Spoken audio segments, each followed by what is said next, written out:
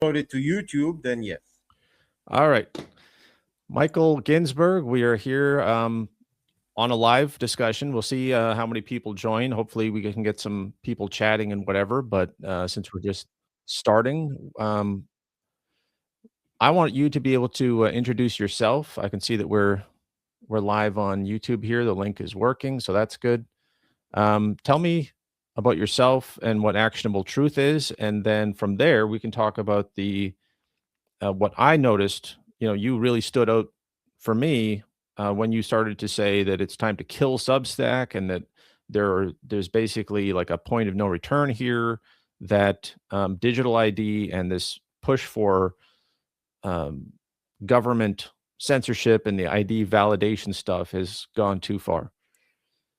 Sure. Yeah. Thanks for having me, Terry. So just a little bit of my background. I don't want to get into too much detail because I've discussed it many times before, but my background is actually in technology, right? Technology. I worked in different aspects of technology, including consulting and auditing, compliance, did a fair bit of digital marketing as well. So I'm familiar with a lot of aspects of technology. Right. Always kind of had like I guess a conspiratorial, I wouldn't say conspiratorial mind, but maybe conspiratorial leaning, like, post 9/11 and all that sort of stuff. But it was kind of always on the back burner. And obviously, when things happen the way they happen, like, at the start of this decade, that's when I really realized that something serious is going on. And for me personally, like, the absolute, like, crossing the Rubicon moment was actually the Canadian Freedom Convoy. That's when I realized, okay, if something like that is happening in Canada, poster child of liberal democracy, and then very similar things started happening in Australia where I live, whereas, okay, like, this is unprecedented. Like, we're seeing something genuinely serious. So you mean like freezing the bank accounts of the people who are even just donating to the trucker convoy? That was crazy. I live in Canada and I was watching that at the time, and I was not surprised that they were trying to crack down on the truckers themselves and the people organizing that, but it was an entirely different thing with Chrystia Freeland when she started going after and freezing the bank accounts of people who just donated to that.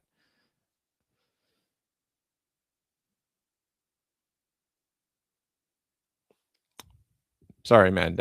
No, you're right. Okay. Yeah. I think you were frozen. Wait, what's frozen? We're good now. We're good. Yep. Okay. Sorry.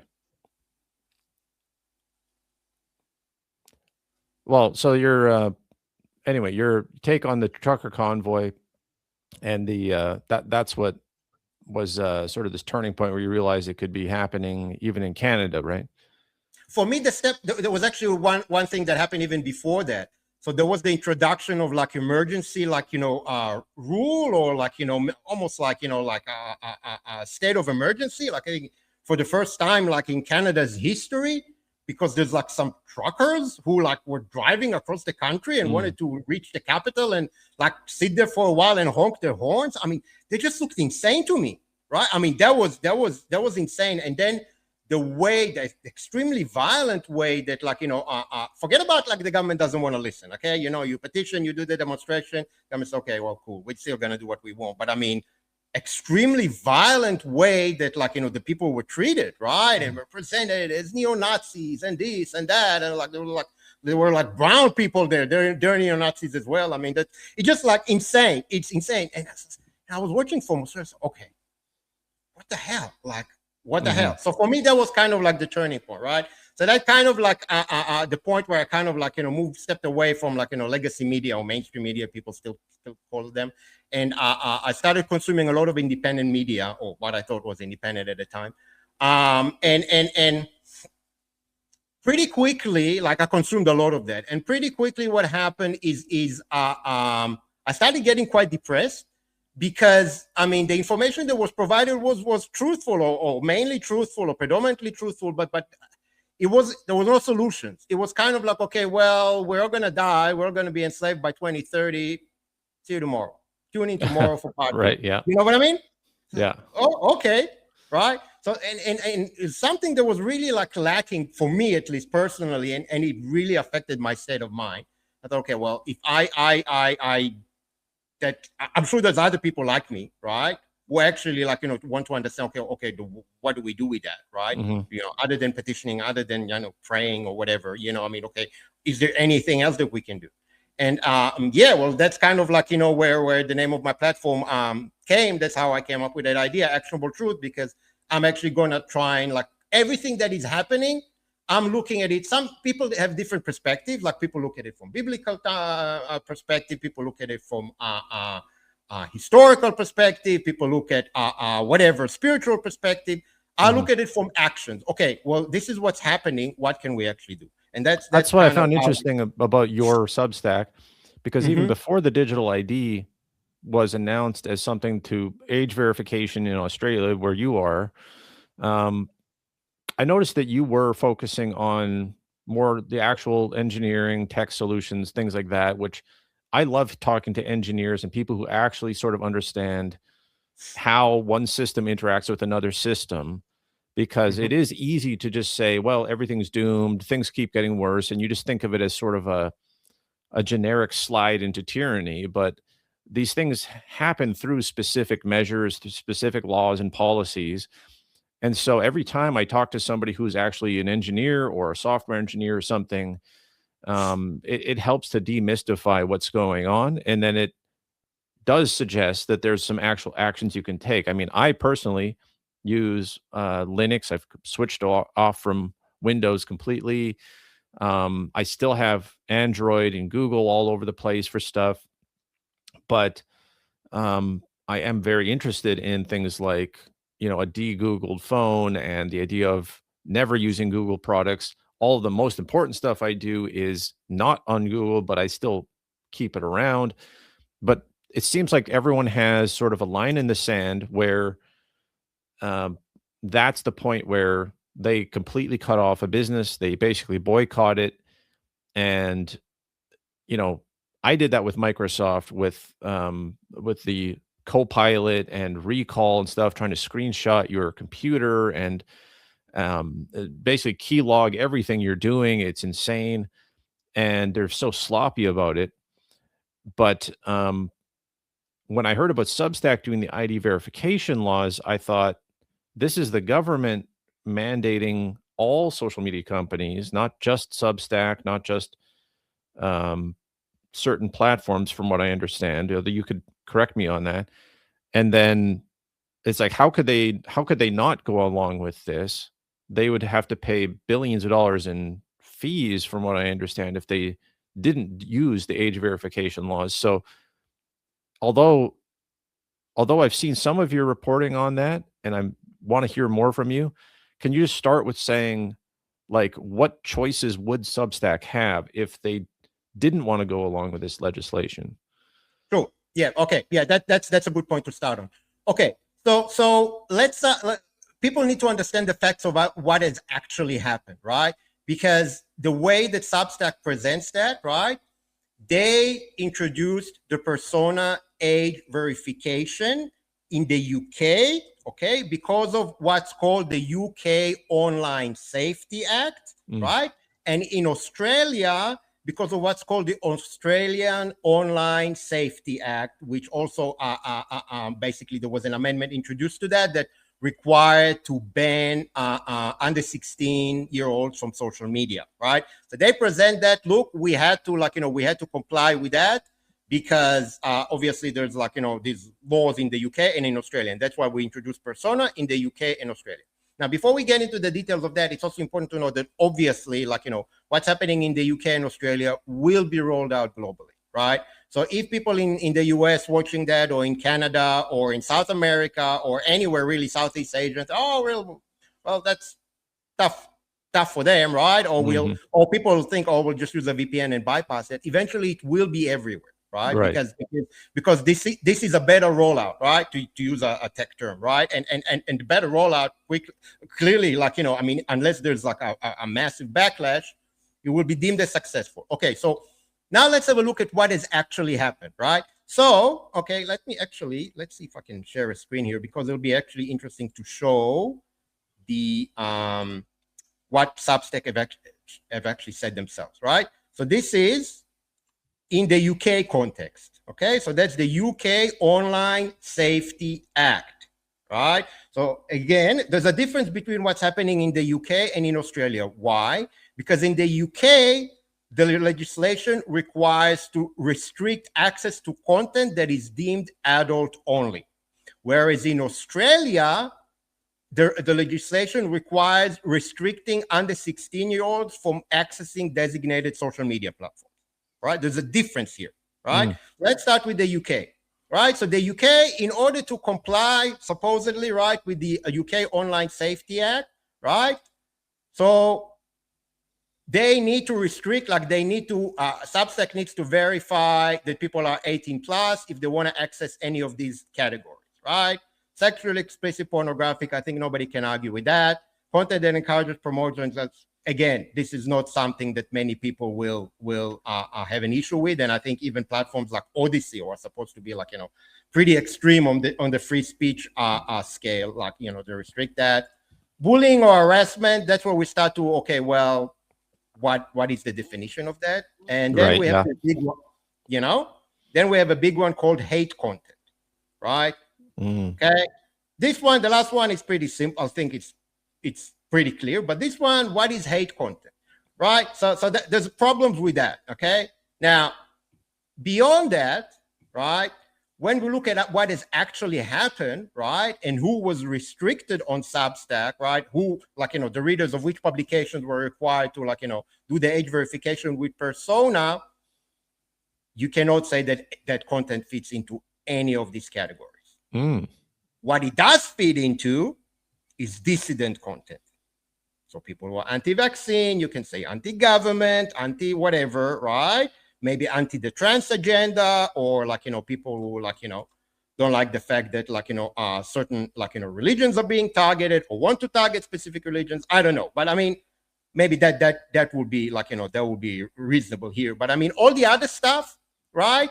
I mean, if you look at, like, I'll give you two examples from the UK, like actual UK people, actually three examples, right? So you have Doc Malik, you have David Hughes, right? And you have Ian Davis, all prominent, like, UK Substackers, right? Or David used to be on Substack as well. He's left now. He's got his own platform. So they're all, like, people in the UK. I mean, if anyone is familiar with the work of these people, you tell me, where does it fit in this?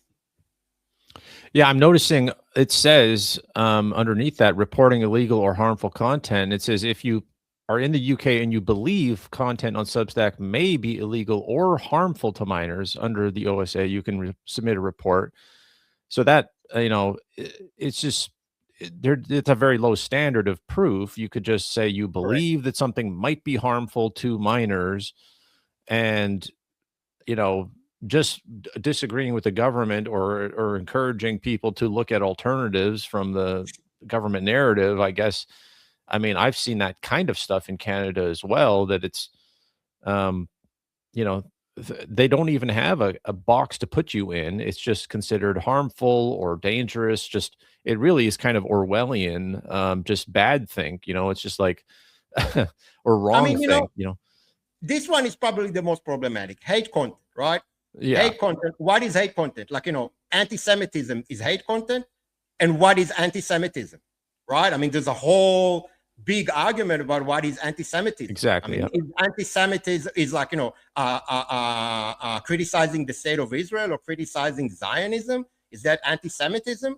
What happens when, like, a Jewish person like myself does that, right? Am I an anti-Semite? I mean, you know what I mean? And in the US, that is the definition, right? I mean, criticizing the state of Israel is considered anti-Semitism. So if I was in America and I was saying bad things about Israel, as a Jewish person, what would I'd have the FBI show up at my door? I mean, this is ridiculous, right? So that's the UK. Okay, let's have a look now at Australia. Okay, so here's Australia. Now, in Australia, so that's what Substack are saying. Let's have a look quickly. All right, so they're saying regulates digital services, et cetera, et cetera, et cetera. Users in Australia will be required to verify their age to access Substack.com and Substack app. Now, here is why I call BS. Why?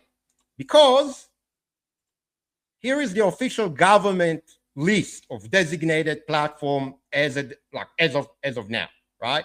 So here is where is it? There we go. Right? So that's the e-safety commissioner of Australia. So that's like, E. Karen, Julie Inman Grant, the American born, right? And they stipulate here, right? Services that e-safety considers will be age-restricted social media platforms. Where is Substack? Where? Oh, wow. It's not even on it. Right? And interestingly enough, just to like show you how like, it comes like a, okay, so all of these are designated, but Pinterest is not designated. WhatsApp is not designated, right? Because those are instant messengers, like they're not designated, right? One thing that like Roblox, right? A platform that is very obviously popular with children. And what happened is like, there's like a lot of nefarious players there that like, contact kids through that platform because it's not designated. So what I'm trying to say here, so when Substack says that they are required to comply, that is bullshit. Right? You're right. Another thing, right? So here's another thing that is bullshit. Let's have a look. So Substack sent, right, this notice. Let me see if I can find it. So when I think the day before or maybe the day after, let's have a look. Okay. All right. So they sent this notice, right? Now here's what they're saying. Your email list, publishing process, and relationship with your subscribers are not affected, right? Here's another thing that they're saying. So that's what Substack sent to publishers. I actually, for some reason, never received that email, but a lot of publishers did, and it was posted online, so it is genuine. It says here, paid subscribers are already verified. Anyone with a credit card on file does not need to take extra steps. That is patently false. False. It's a lie. L-I-E. Because a lot of paying subscribers in Australia, definitely, and I know of at least 10 cases, right? And we have a podcaster, Robin from Courage the Cure, who, like, she like described that happened to her, like public, she discussed it publicly, right? She was locked out. They were locked out of their account despite having paid subscriptions. So supposedly, like, Substack had their credit, and it's actually not even, it's patently false because anyone with credit card on file, right? Substack does not keep credit cards on file. Stripe does. Oh, right. Right? Substack does not collect payments. The only thing that Substack does is collect their 10% through the integration that they have. So there's multiple lies here, right? Yeah, you're right. Yeah. I didn't realize that not only were they not required to be doing this, but that, that their terms would be contradictory. Like that is very suspicious. Then what is their goal then? If they're not even being pressured. Exactly. Right? And that's kind of where, because it was evident. I mean, you don't have to you don't have to be like a rocket scientist and be like, super smart to figure out that what Substack said will happen did not happen. And nobody like in Australia, because in Australia it basically kicked in, and in the UK, it's interesting enough, it kicked in on the same day, the 10th of December, right? Which was the day that the Australian legislation kicked in, right? And formally, right? And it happened immediately, right? So you can't say that or some people reported Doc Malik or David Hughes or Ian Davis as having hate content, right? It doesn't make sense. So there was clearly a list, there was right, a database with publications, right? That they were listed there, and come the deadline or someone presses a button, boom, the age verification wall goes up. There's not there's no other explanation. Furthermore, obviously, right? Substack lied. I mean, blatantly, openly. You don't have to see that, right? So that's simple, right? The last simple thing is, okay, why have they done that? As you asked, did they have another choice? What is the actual motive behind this operation? So first of all, let's talk about what did they have to do that? Let's assume that the Australian government, designated them, and that list that I just showed you, right? I'll put it again, right? This one, right? Included Substack. So Substack was listed here, okay? So here's what we need to understand. First of all, okay, yeah, Australian government can say, okay, we'll fine you $50 million, okay. All right, and Substack can say, well, a couple of things. First of all, we're in an American company, registered in California. We have no office presence or any registration or anything like that in Australia. You want to fine us? Good luck, first of all. Or they can just decide, okay, well, we're just gonna, like what Beetroot did, where they blocked like users in the UK and left the UK, and that's a British platform. Like, I mean, it was started by a British person, right? So there's a lot of options that they can do. But here's the other big thing that I think people are not aware enough, okay? And people look at Substack and they see Chris Best and Amish McKenzie, right? Chris Best, the CEO, Amish McKenzie, the chief writing officer. It's interesting. It's becoming like a video platform, but it's called the chief writing officer. But anyway, and they think, okay, well, they're in charge. They run the show. They don't run the show. Who's actually running the show, right, is a guy by the name of Mark Andreessen. Are you familiar with that name? I've definitely heard it a lot of times, but I don't know how connected it is. I don't know what it's all connected with. All right. I think I actually have some. It'll be interesting. Instead of me talking about it, let's have a listen to what he has to say. So we have this one, and then we have this one. All right, so let's have a listen.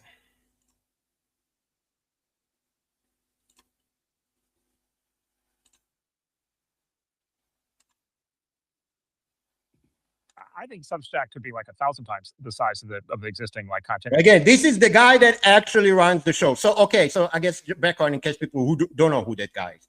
So this is Mark Andreessen, right? He is one of the two founding partners of Andreessen Horowitz. So obviously he's the Andreessen in Andreessen Horowitz, right? Andreessen Horowitz is probably the most significant, right? Venture capital firm, right? Or it is now, right? Venture capital firm in Silicon Valley. They've invested in pretty much, they were early investors in pretty much any of the major platforms, including Facebook, now Meta, including Airbnb, including Coinbase, including Stripe. Right, okay. Okay? So this is a heavy hitter. I mean, he's been around since he was one of the co-founders. He's the guy that created Netscape Navigator, like one of the people that created Netscape Navigator. So he's been deep in the Silicon Valley. So this Valley. is a serious operator. Now, other than that, right? He's like kind of like, the tech oligarch that a lot of people are not familiar with, but he also has very, very close ties to the Trump administration. He's like in that crowd of the tech bros with Musk, with Peter Thiel, with Alex Karp, all these guys, right? All the crypto bros as well. So we're talking about a heavy hitter. So basically, what people need to understand, when this guy calls the White House, he gets through to Trump. Like he gave him a lot of money. He doesn't get as much publicity as Musk and these other guys, but he seems like he's on their level. He is 100% on their level. So I'm telling you again, when this guy calls the White House and asks to speak to the president, he gets the president. Right? Maybe even has his personal phone number. I don't know. Right. Right. That's without some of the recent revelations that came out from the Epstein dump, where let's just say that he's mentioned as well. I mean, that could be a podcast all by itself, but we're talking about a serious operator. So this is the actual brain. So forget about Chris Best and Amish McKenzie. They've invested their initial investment in Substack happened, I believe, in 2019, right? So Substack was created in 2017. In 2019, so Andreessen Horowitz, also known as A16Z, right? That's when they came on board. So they've been there from the get-go. Okay, so this is what we need to understand. Forget about Chris Best and Amish McKenzie. That is the actual brain. Now listen. I think Substack could be like 1,000 times the size of the existing like content industry, whatever you want to call it, media news industry, the collective, kind of value. And the reason is because, and you're an example of this yourself. So, my whole life, so I'm like, in mid 50s. And so like I grew up, when I was a kid and teenager, the moral panic of the era was television. And it was just this like endless litany of sort of social criticism, from kind of, fancy people basically saying normal people are idiots. They just want to sit in front of the boob tube. They just want to like be couch potatoes. The line everybody used at the time was Americans watch 6 hours of TV a day, and then you turned on TV and you just saw this. They have this term, the vast wasteland of game shows and bullshit. Yeah. And it's just like this like very dystopian kind of thing of just like people are just morons. And then the internet version of that is, of course, that kind of moral panic is transferred straight over onto the internet in the form of of course short form videos, TikTok. So people just want to watch these stupid short form videos, and it's just playing the piano was the original one, right? Yeah, exactly. Cat videos. By the way, I'm an aficionado of cat videos. I do not look down on cat videos whatsoever. AI cat videos are my current favorite genre of any form of entertainment. So I will. The AI cat videos are very good. I will. Yes, Ben can I confirm. I send around a lot of AI cat videos. However, Yes. there is an enormous market for just like mass media, just for like whatever game shows or sitcoms or soap operas or their modern versions of those. And there's a giant mass media a market for cat videos, but. This goes back to this idea of supply-driven market. There's also, I think, just like enormous latent demand for actual smart, high-quality stuff, and particularly in media and in every kind of media. And I think the issue is not lack of demand. I think the issue is lack of supply. Because like this kind of goes back to kind of consumer marketing 101, which is people don't know what they want until it's given to them, right? Nobody ever asked for a Macintosh. Nobody ever asked for an iPhone. Like, these things had to be designed and built, provided on the supply side before the demand materialized. And then the demand, of course, turned out to be, far higher than anybody expected. And I think that same thing is exactly true of media. I think a great early existence proof of this was the success of long form podcasting. Which is, I remember my early conversations with some of the early long form podcasters, and they're like, it's the strangest thing we've ever seen, because everybody tells us that the consumers have short attention spans, but people are literally watching 3-hour podcasts, and we get the analytics, and people are watching all the way to the end of the 3-hour podcast. And so I view this very much as like, this is one of these classic markets that's a barbell, which is, you have a certain amount of, sort of mainstream, whatever, filler, whatever on the one side. But you have this massive sort of untapped market for high quality content in basically every domain. The existing structure of the media company was a structure that was designed for a world of centralized media. You need a new structure today, and of course that's why we're so high on Substack. But yeah, when we look at Substack, it's the exact same thing that you were just talking about Databricks, which is like, wow, this thing could be orders of magnitude multiples larger, than anything we've seen so far. And frankly, I think we're starting to see that. Right. Okay. So what you need to understand, right, that Andreessen Horowitz, right, A16Z, they have a recipe that they've done many, many, many times before, right? What is their criteria? And you heard the guy in his own voice telling you that, right? And I'll play shortly another clip there where from the same interview where he explains that even a little bit further and really in your face.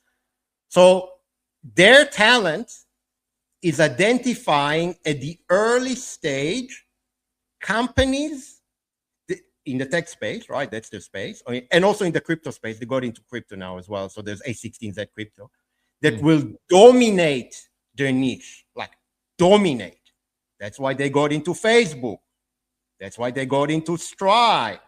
That's why they got into Airbnb. That's why they got into Coinbase, right? You see, there's like a recurring theme here. So these guys are very good. They are winners. They are actually very, very smart. Actually, you know what? I wasn't planning on doing that, but I do want to play something that was released in just the recent Epstein dump, right? So this is a conversation that was recorded so it's a 2013 conversation between Epstein and Ehud Barak. You know who Ehud Barak is, right? Yeah. So Ehud Barak was finishing his role as Minister of Defense in Israel, and that was the time that he was basically leaving government for the last time and going into the private sector. And it was basically like, he came for advice and like, where he can like, get involved in what kind of business, right? In order basically, obviously, to secure his own financial future. Now have a listen. So Epstein gives him advice, right? And he mentions two companies by name, right? One is Palantir and Peter Thiel. And listen what the other one is. and what he says about them. Okay, so this is 2013. Yep. So first of all, Mark Andreessen, 47 mentions so far in the dump. That's actually interesting, right? So that's interesting. But anyway, let's have a listen. He thought there was two cyber companies. Look out, and even though I know Peter, I've never met Peter Thiel, and everybody says he sort of jumps around and acts sort of strange, like he's on drugs. Smoking, yeah. He looks under drugs. However, he has a company called Palantir, Pallen Tier, Palantir. He butchers the name of Palantir and Peter Thiel, but anyway, that's not Palantir is Peter Thiel's company, and look out. Palantir, Palantir? Yes. How you write Thiel? Thiellly? Thiel. Lly. No, Thiell. Okay. So he thought that Peter would put you on the board of Palantir. Peter Thiel is one of the best. I've never met him. He's going to come here next week. So I wanted to talk to him after I talked to you. Okay. He and Andreessen, it's called Andreessen Horowitz. Andreessen Horowitz, they pay Larry $1 million a year. So Larry is Larry Summers, right? Larry Summers came on as an advisor in 2011, I believe, right? And yeah, there's a link there in the note, but yeah, that's the Larry he's referring to, right? Larry Summers, former U.S. Secretary of the Treasury. The advisor. Andreas and?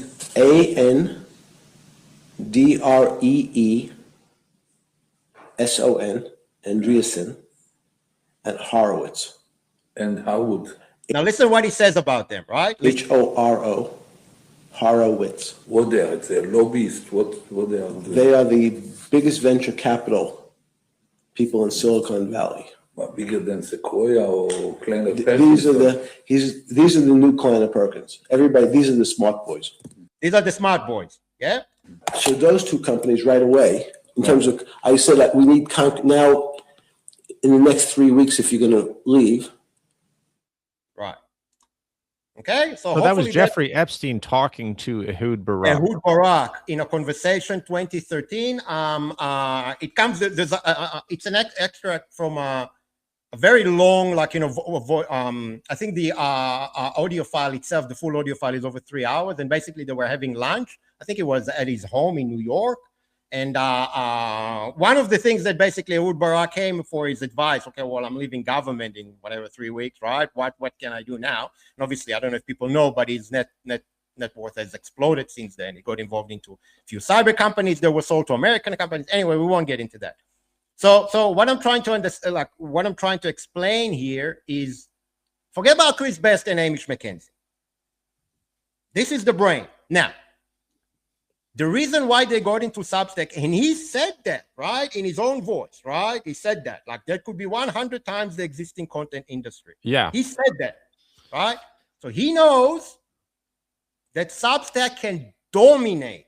So forget about Patreon, buy me a coffee. They can dominate just content in general, right? If they maintain the current business model, but definitely paid content, right? Premium content, absolutely dominate. And this is why it's important.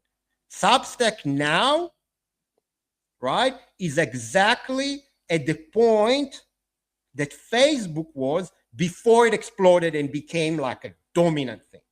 Oh, I see. So, there was there was MySpace, and MySpace went under, and obviously Facebook benefited from that, but Facebook didn't explode immediately as MySpace collapsed. So we had Patreon, they were the first that introduced kind of that model, right? And then there were a few other services, but Substack came and their thing was paid newsletters. We'll package everything into one thing, make it easier to use, and all we ask is 10% of the cut. So it's not even doesn't even cost you anything to use us. And obviously they got everyone in. But that's how they started. Now during the pandemic, they had they've developed themselves a very, very good reputation of being free speech advocates, right? There were multiple cases. One prominent one I think happened in 2024, where there was clearly a coordinated campaign called Substackers Against Nazis, where basically the idea was that Substack was accused of allowing Nazis to monetize through their platform. And the purpose of that campaign, which was highly coordinated, there's no doubt about it, was basically for Substack to introduce much more strict content moderation policies. Of course, yep.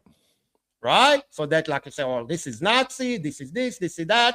You can't use Substack. And obviously, once you introduce censorship, I mean, it's a very slippery road. We know how that works. And Substack, to their credit, said, nah, we're not going to do that.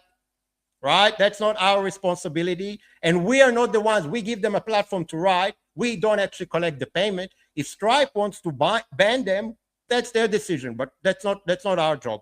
Right? Okay, so yep, that makes sense. And a big piece, and I think Amish McKenzie wrote that, and said, we're not going to do anything. So they came out of that looking really, really good.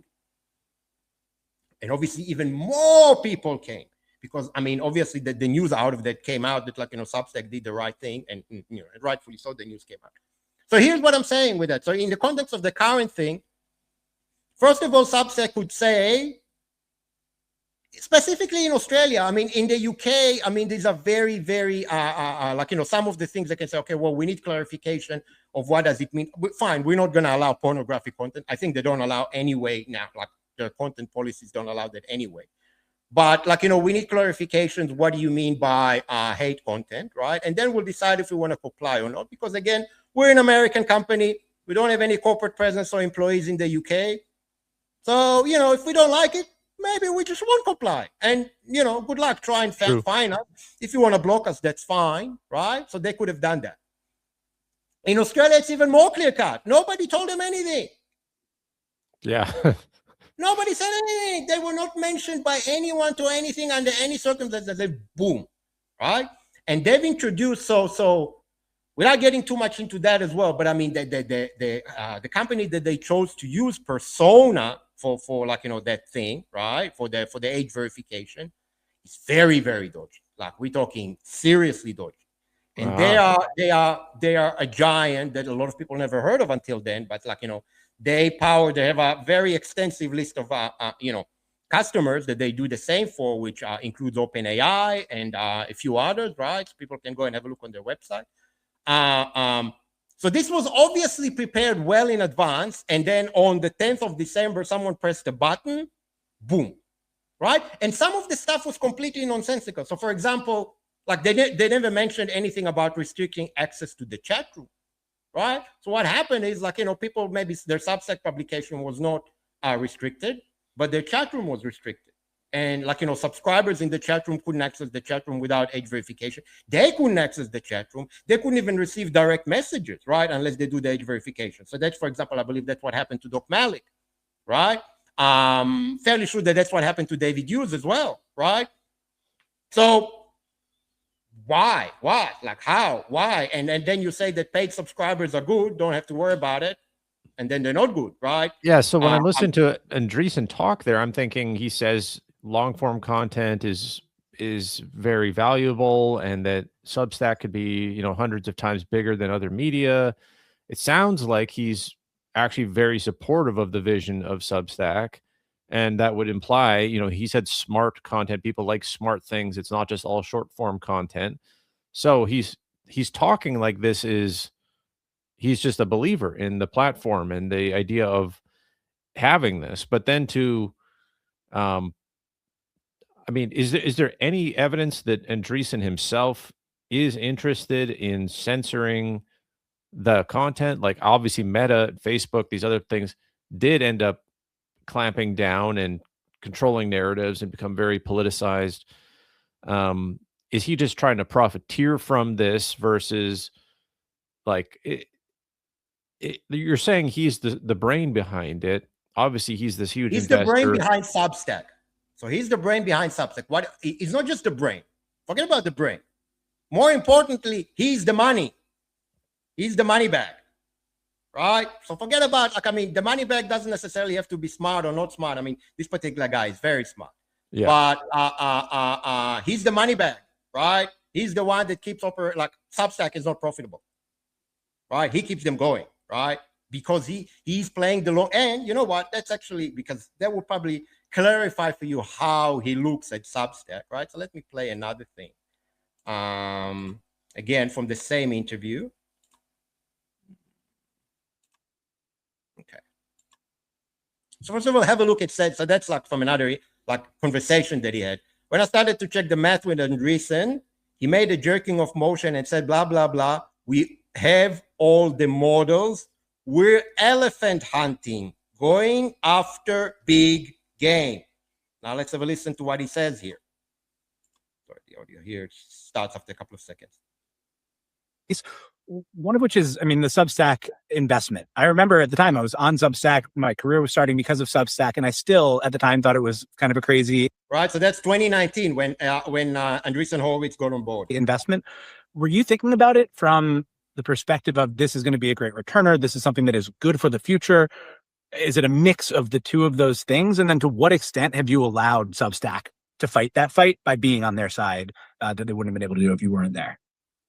Yeah, so we never make investments for just purely kind of social or political reasons. Like, so the goal obviously always is as sort of fiduciaries is to generate returns. And so, in the main business. And so we always invest with the intention that the company that we invest in, has the opportunity to become what we call kind of a cornerstone franchise, in the Cornerstone franchise, yes. industry and an important force in the world. We certainly believe that as Substack at the time, and we believe that more than ever today. So I think that's true. But I also think I think this is kind of the magic in a lot of what we do, in Silicon Valley, which is I think the companies in many, not in every case, but in many cases, the companies that become the best version of themselves also become the most successful businesses. And I think Substack is a great example of that. And Substack's actually a very, very, very good example of that, because if Substack is making its writers successful, then it's making itself successful, right? And so it's got this just like extremely direct alignment of interest between its success and its writer's success. So here's what he's not saying. Yes, direct alignment, right? And a lot of people that have been impacted by that will tell you that what I'm about to say is the truth. It also creates another thing. It creates dependency, because moving your paid subscription business elsewhere, depending on your setup, and we can discuss that, is, especially if you're not a technical person, maybe sound like a very formidable task, like an intimidating thing to do, and people are concerned. Obviously, they're going to lose their revenue, right? So it creates dependency, right? Just like Stripe creates dependency, just like Airbnb creates dependency for those who list their properties on Airbnb to list as holiday rentals, right? Just like Coinbase, especially if you use their merchant facilities for crypto, right? Creates dependency. So you understand there is a recipe. These are what Epstein is saying. These are smart boys. He knows what he's saying. They are smart boys. So their idea. And then as a consequence of that, if its writers are successful, kind of by definition, those writers, readers are successful. They're getting what they want. Right. And so, I would say, there were sort of a bunch of reasons we invested in Substack. One was just, we've fell in love with the guys. And you probably know the guys they're easy to fall in love with. So that was the easy part. And then, look, I had been around, we had been around, the web going all the way back. And then, particularly the kind of golden age of blogging, was kind of this kind of very, special time. And blogging really, I think, maybe gets underestimated because maybe there was no single company that kind of got full credit for it or something. But, it really the phenomenon of blogging created an enormous amount of intellectual content, that basically was not going to exist otherwise. Yeah. So that's to answer your question that you just asked me. So this is a public interview, right? Andreessen is not going to come and say in an interview, okay, we've created this platform, right, to dominate, to become a honeypot, and then we're going to do a rug pull. He's not going to say that. Right, yeah. Even if that was the plan from the beginning. But he's hinting to you, saying okay, well, we invested in Substack because we knew can dominate. It become a dominant thing, and it can create dependency for people who are on that platform. So just like they've done with any other investment that they've done, when people created there was the early age of Facebook, where people said, oh, well, I'll just have my Facebook page, right? I don't need a website. I don't need a mailing list. I don't need anything. Facebook. And then you can't reach your followers, right? Unless you pay. Yeah. And then the advertising. People don't know that. So people don't know that. So the Substack is also like, they are about to introduce ads. They will introduce ads. It's unclear yet how it's going to look like and whether it's going to be like in the publications themselves, or it's also going to be in the note feed, and whether it's going to be opt-in or opt-out, or maybe you'll have to pay to like opt out of having like, ads displayed on your publication. Right. And again, like they said they're going to do that, but they didn't say like the reason, right? Like, Chris Best is not going to come out and say, okay, well, look, we're not profitable and our investors are not happy. So they said, look, you guys need to diversify your income streams. Otherwise, we're going to have problems because we're kind of sick and tired of waiting for you to become like, profitable. Right. Also keep in mind that like, Andreessen may have like, a different end game, and it's the same end game that like, they did with Facebook Meta, which is IPO. So like, even if it doesn't, like, even if Substack never becomes profitable under their like, stewardship, under their investment, but becomes dominant in their niche, IPO, they get an exit, huge multiples on what they invested. Obviously, Amish and Chris Best and the CTO, I don't remember his name now. Like, I mean, all the three co-founders, obviously, they're gonna get a nice, like, payout, right? And maybe they stay, maybe they go into other things. You know what I mean? Yeah. So this is not like rocket science. This is how like the tech space works. Right. Like, So all the warning signs are there that this is Exactly. following the template of these other things. And even if you could argue, that Coinbase is doing just fine, people are making money from it. Meta, people make money from it. These things, Uber makes money. These things are successful, and these guys are not trying to destroy or sabotage the platform, but they're all, by doing this age verification thing where they're not even required to do it, it is a very suspicious movement where they're going against their own principles, and as you pointed out, straight up lying, which is bizarre and should be concerning, and they need to be called out for that. That they have their biggest investor, their sort of, I don't know, I guess unofficial director is essentially what Andreessen would be. That he's seeing this as a dominant thing, and yet he's allowing, or I don't know if we could speculate that he would have pushed them to actually do the age verification thing. But in any case, he would be he'd be allowing this sort of betrayal of the basic principle of Substack, which is to not censor and to just sort of let people say what they want. And it's not being seen yet in Canada and America. And so there's not a lot of panic around it because people are like, well, that's an Australian law. And then I remember that the Australian legislators were very proud of this law, and they were saying that would also be a template that would be moved around everywhere. Just instead of saying it's a digital ID rollout, say that it's a safe child safety age verification law, and then that allows you to get around the whole discussion that this is just about government censorship and monitoring. It's just about protecting kids, and the lie that if you have a credit card or you already have sort of other evidence your account is old enough that you must be a certain age, you're not going to be affected. I mean, that actually reduced my fears around it. I said, well, okay, that's kind of common sense. But if the evidence is all pointing that that's a lie and that they're actually still just going to strategically target people, dissidents especially, and certain features just get locked, it's basically just a smoke screen to be able to do what they otherwise would create a lot of they wouldn't have any rationale, because as you said, they don't fit into these other categories of hate speech or violence or pornography or anything like that. So now they can just sort of say, well, it's age verification. It's not like we're saying that you're banned, your audience just has to verify themselves, but that's enough friction and enough. Do you think on that point, because that's kind of the next thing I'm wondering is, do you think that age verification, they know it's going to be so unpopular that it's going to kill these people's popularity? Or do you think it's more to say, well, we want people to do age verification, and so we're going to gatekeep certain content from people so that people get on board with the digital ID or the age verification? Yeah, good question. Look, here's my thoughts about it.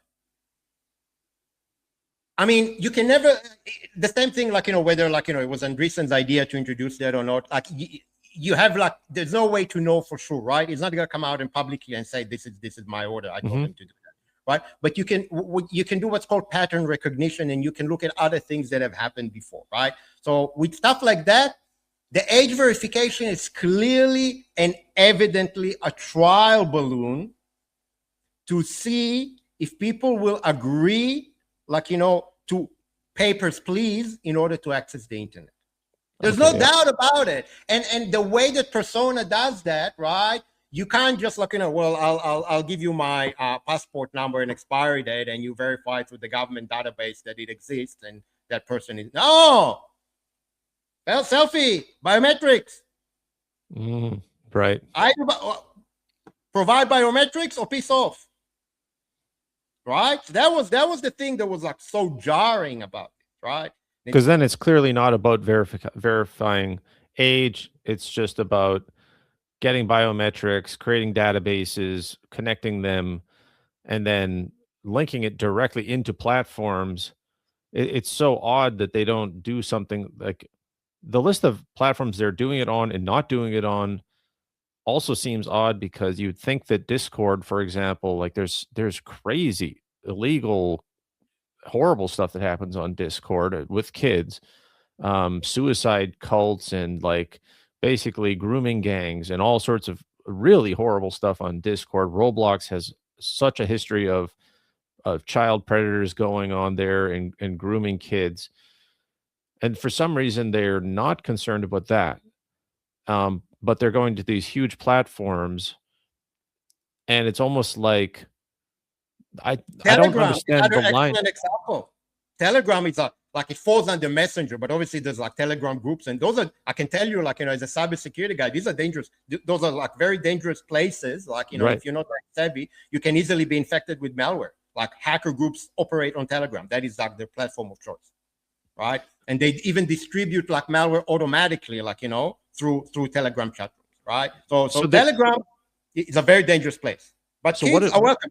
Yeah. What is the line that they are drawing here? Because it is they're carving out a part of the internet, and you can imagine it's just going to expand. Like you said, it's a trial, and it's going to keep getting bigger, and more countries will start adopting it, and then there'll be a network effect of suddenly most countries have this, and then it's affecting more platforms, and it squeezes more and more like a noose that's slowly tightening.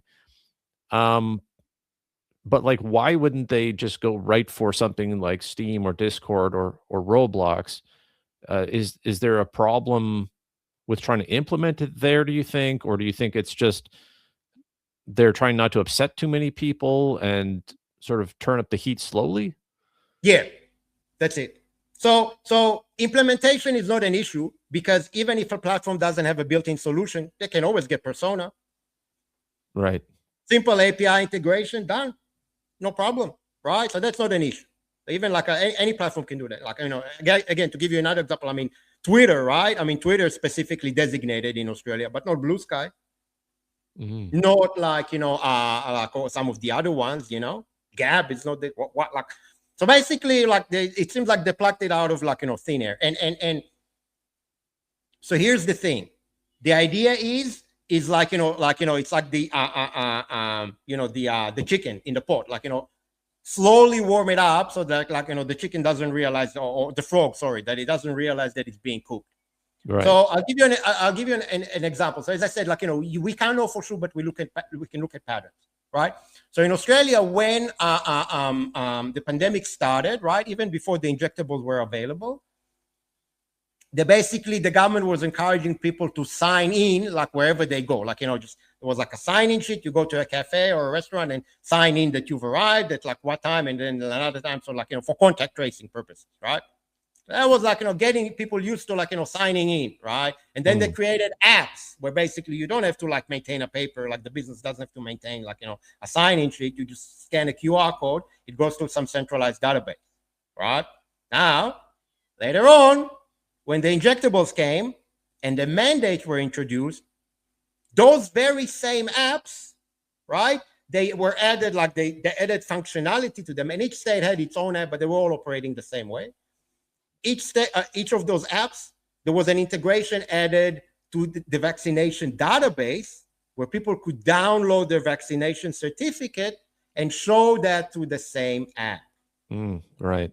So you understand how it works? So this is like, you know, this is how the term for that, right? The good term for that to describe that is incrementalism. Incrementalism, or death by 1,000 cuts, if you want to call it that way, right? So that is what is happening here. So this is a trial. The reason why they chose those platforms is obviously because they're very popular, right? And maybe some people are dependent on that, and maybe the creators that are on these platforms and monetize to that, they're definitely dependent, right? So okay, well, are they going to comply or are they going to leave? Same thing with Substack. Are they going to comply or are they going to leave? Right? And then we say, okay, well, okay, because it's the same thing with the vaccine mandates. I mean, it gave them data. Okay, how compliant are people? How far we can push them? What can we get away with? This is the same thing. The next step is digital ID to access the internet, full stop. The step after that is digital ID to leave. And then obviously you put your, like, you know, CBDC, stablecoin, whatever you want to call them, they're all the same thing. And again, and I've said that in multiple interviews, and it's worth repeating. The digital ID is not like the vaccine, right? It's not something, okay, well, look, this one didn't work out. The mandates didn't work out. We'll try something else. If they manage to ram this through, it is done. We have lost the war. It is done. We are done. Because the digital ID I've written about this too, because I'm kind of tired of people talking about digital ID as if it's going to be one sudden thing that just appears and has a single thing. It's the entire infrastructure of, or not the entire infrastructure, but it's a feature that can be put into all infrastructure, and it can have multiple different forms, and it can be at completely surprising checkpoints that you wouldn't expect. You know, a transaction at a certain store, and then another time to sign into an app, and then another time to get across a road or whatever. Like there could be a very sort of random assortment. Some places could, you know, in order to sign in to go to your workplace, if you have a job, you could have to sign in to verify things. Insurance companies could force that you have the right to work, right? That you're not illegal, right? Or maybe like to verify your qualification. Anything, your license, if you're not in something like an electrician that requires licensing, anything, right? So that's okay. And you made a very, very good point. So people think that, like, you know, it's going to be like the vaccine mandate. All of a sudden there's vaccine mandate. Okay, well, you know, in Canada, you know, if you're a trucker, you can't cross to the United States unless you have proof of vaccination, right? That's what caused, like, you know, the Freedom Convoy initially. That's not how it's going to work. Right. And I encourage people in the UK. The UK actually has given us a very, very good example, because Starmer floated that idea of, like, you know, the digital grid card. And that's going to be, like, you know, the digital ID that's going to rule them all. And it was a psyop. It was a diversion. I very strongly recommend people read the work of Ian Davis. And there's another British guy by the name of Miles Harris. Right. He's done a lot of YouTube videos on that topic, where basically they explain to you, look, this is a diversion. They want you to focus on defeating the digital grid card while the actual infrastructure, like the real one, is being built. And same thing is happening in Australia, right? To something called, it used to be called MyGov ID, and then it was changed to My ID. So this is like the actual, like, digital ID scheme, right? The government run digital ID scheme.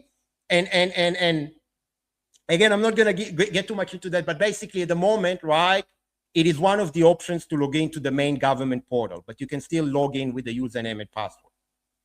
But, like, simple implementation, like, you know, 3-4 days to make that change to the system. No email and password. My ID, or piss off. You don't have My ID? Well, you can't access the government portal. And that's already been done to some extent, because in Australia there's what's called the director ID. So anyone who's a director of a company, right, is required, supposedly, it's not really well enforced, I think, but supposedly they're required to get a director ID. And there's multiple ways of getting a director ID. You can still go through, like, you can call them or you can fill out a paper form, right? So that option is still available. But if you want to do it online, you have to get my ID first and reach a verification strength of a certain thing, which basically depends on how many documents you've presented, right, to create the digital ID, right? But again, very, very easy. Say, oh, look, the paper stuff is not secure and it's lost, it takes a long time. No, can't do that anymore. So either that or no director ID for you. Right, so that's what, and again, it's the same everywhere. I mean, it's not rocket science. The names are different, like, the names have been changed to protect the innocent, but it's all the same. Well, I was just looking up while you were mentioning that I remember that India, although nobody talks about India, they have one of the world's largest digital ID systems. They consider it to be the largest and the longest running. It's considered a massive success. Keir Starmer has said that he's praising it, that it's a good example, because one of the things is, you don't, I guess every Indian resident has a 12-digit number. It's linked to demographic and biometric information. It says its stated aim was to eliminate duplication in welfare distribution and make the system more efficient. So you can see how even somebody like an Elon Musk, who wants government efficiency and we need to cut out the waste and fraud and abuse, there's a lot of ways they could approach this and dress it up for conservatives and people who would generally be against any sort of government control. And then especially if they do it through corporations and services, and it's not technically the government. That's sort of this whole fake libertarian thing that is going on everywhere in Silicon Valley now, where big tech is obviously a public-private partnership, government, State Department operation, basically, but they get to launder it through these private corporations, and then they can say, well, it's not the government doing it, it's this service, and if they have problems, you can take it up with them. It's not your representative. You don't need to change any laws. It's just change your provider or whatever. And so this can come in many forms. But something like India, the fact that I don't know how long it has been going on. I just remember hearing about this quite a while ago. And the UK this is from November of last year, just a couple months ago, praising their digital ID system and saying that is Keir Starmer, according to this article, says that it's central to modernizing the welfare state and tightening immigration controls. And so what is bigger in the news than immigration and all this stuff? So Substack, I can see now how that's fitting into just this whole framework. They basically want to, I'm picking up here that they would want to just basically, especially because they're voluntarily doing it in Australia, without a government mandate. That was sort of the whole reason why I saw your posts constantly talking about killing Substack, and I'm like, how can you blame these guys for going along with it if it's the law? But the fact that they're doing it voluntarily now, it does indicate that they know this is going to be a huge platform, so they may as well already promote this selectively, strategically, test it out, see how people react, hopefully normalize it. And that's why your push is to say, kill Substack, get an alternative going, migrate your followers somewhere else, and somewhere that presumably this law wouldn't affect, which is interesting, because the whole thing kind of depends on public outrage to stop this, because like you said, and like we're seeing in India, it's not like it's just big tech platforms that are doing this. It is government agencies around the world with welfare and immigration and UK's work digital ID requirements. So Substack is in this situation a very interesting red flag that that points to even this intellectual, freedom-oriented blogging journal publication platform being compromised. And so to take a stand here already now before it gets that bad and all the countries are doing it, I think it does need to, we do need to raise the alarm around it. And then I just wonder, I've heard you suggest a couple of alternatives where people can take their followers, different ways of doing payment, I'm assuming, than Stripe. So talk a little bit about that and what you think is already in place. I remember, obviously it didn't end up being a success, but I remember, if you remember Minds, the social media platform, I was a huge proponent of that when that was new. Decentralized, you own your own content. They had all the features you could want, video and chats and everything. It was a very robust platform, still technically exists. But it never caught on. So what do you think? Or another example, because you were talking about this being like I saw in a different interview you did that you were talking about how it could essentially replace TV networks and production companies and stuff, that if you had enough people willing to pay for being part of some sort of alternative media platform like this, that it could dwarf traditional media. And you're saying, you could basically have production houses working within this an alternative platform. And it reminded me of Mega Upload, Kim.com, and how they got to a certain point. They had all this piracy on Mega Upload where people could share videos, and they were uploading TV series and movies and stuff there, but they legally were in New Zealand or whatever, and so they were there's a whole legal situation there. But in the end, the FBI went to New Zealand and raided his home and kidnapped him and seized all of his stuff. And that was a guy, he was just on the cusp of creating a legitimate alternative. Mega Upload was going to become legitimate and make deals with all these major publishers, publishing companies, Universal and NBC, and these music artists and labels.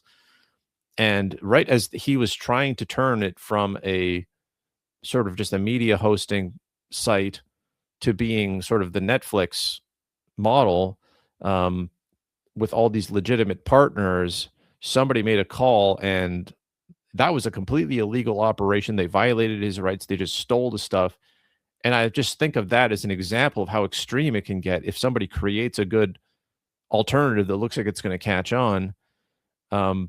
So how do you think an alternative could simultaneously grow big enough to challenge this hegemony that is coming out and wants to control,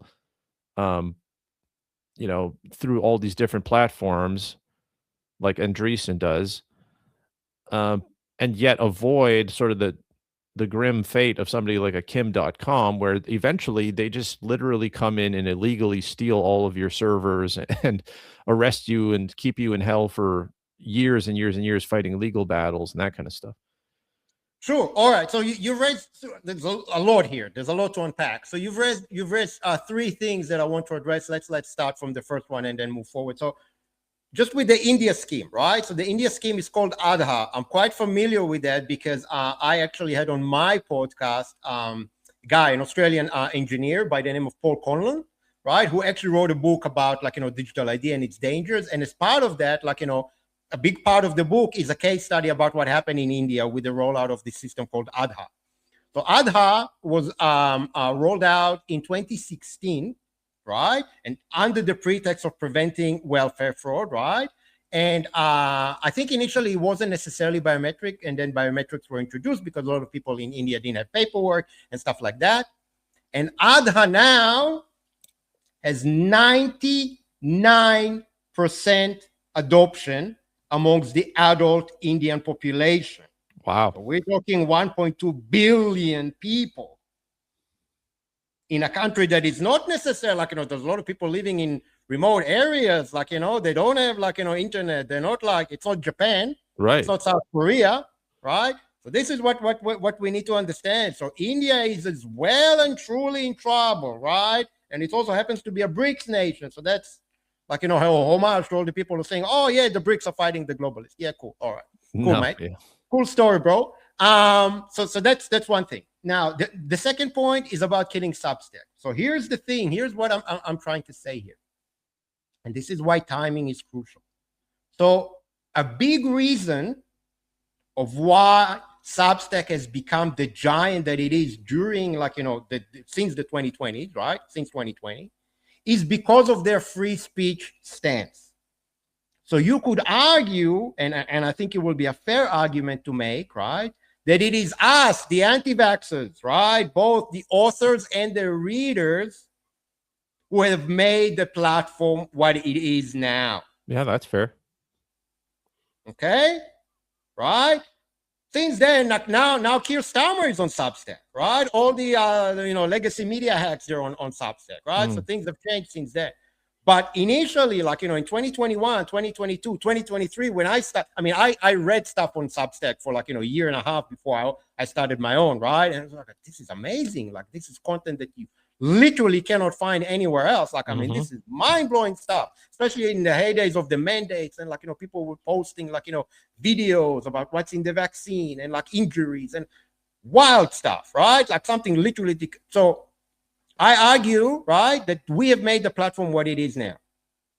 And as I said before, we are at a very, very critical juncture point now, right? Just before Substack is about to go to the moon, right? Become the Facebook of newsletters and like, really of paid content, be it written, audio, video, full control, right?